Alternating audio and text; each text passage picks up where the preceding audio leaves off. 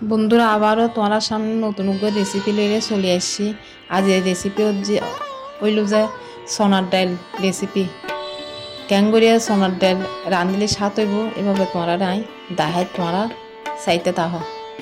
প্রথমে চুলার মধ্যে ডেকচি দিয়ে পানি দি ফেলাই, এরপর পানি গরম হইয়ে এটা ডাল দুই দি ফেলাই, এরপর ডাইল এখন আস্তে আস্তে ফুটে উঠে ডাইলরে এখন একখানা লাড়ি দিই। এখন লবণ দি ফেলে, লবণ দিলে ডাইল একখানা সরে সিদ্ধ হয়ে যাবে। এখন আবার লবণ দিয়ে চামিচ দিয়ে আবার লাড়ি দিই। তখন যেভাবে রাঁধি এই প্রসেসে রাঁধিয়ে চাইও 2 তাল ভাত এনে তোমরা শেষ করে ফেলাইবে। এরকম সোনার ডাল থাকিলে আর কিছু না লাগে।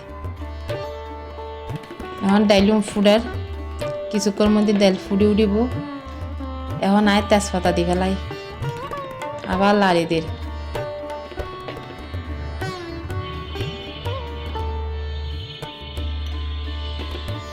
এখন ডাইল ফুটতে থাকক আর চাইতে থাকি।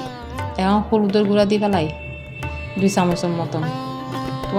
তোমার মতো করিয়ে পরিমাণ মতো দিও, আর মতো করিয়ে দিই। এখন আবার চামিচ দিয়ে লাড়ি দিলাম।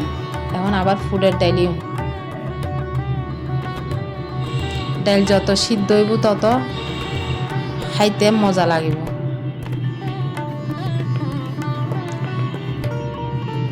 এখন আদা বাটা দি ফেলাই আধা চামচের মতো। তোমরা যদি ডাইল পরিমাণে কম হয় তাহলে আদা বাটা একখানা কম দিবে, আর পরিমাণে বেশি হইলে আর একখানা বাড়াই দিবে। আর পরিমাণ মতো ডাইলের পরিমাণ মতো আদা বাটা দিই। বেশি দিলে আবার গন্ধ লাগিব আদা বাটা। এখন ডাইল প্রায় সিদ্ধ হয়ে এসছি। এখন কাঁচা লঙ্কা দি ফেলাই। এখন ডাইল তেল দিই। তো সরিষার তেল দিয়ে রান্না করি। তোমরা যদি সয়াবিন তেল দিয়ে রান্না করো সয়াবিন তেল দিয়ে তেল দিতে পারি। এখন শুকনো মরিচ দি ফেলাই তেলের মধ্যে। এখন শাহি জিরা দিই 2-3। এখন মিষ্টি জিরা দিই।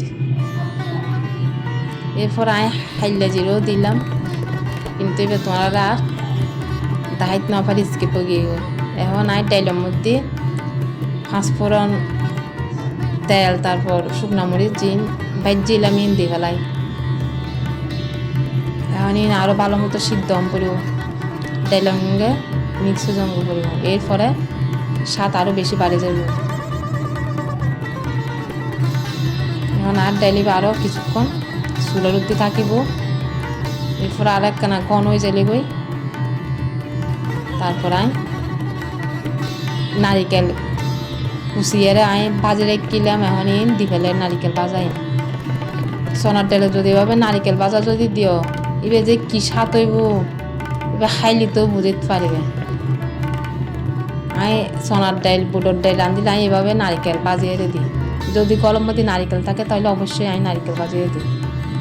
এখন ডাইল পুরোপুরি রান্না শেষ হয়ে গিয়ে এখন ডাকনা দিবে লাগবে। ডাকনা দিলে ডাইলের পর ডাকনা দিলে তাহলে ডাইলের সেন্টি বাইরে যাই না। এখন রান্না শেষ।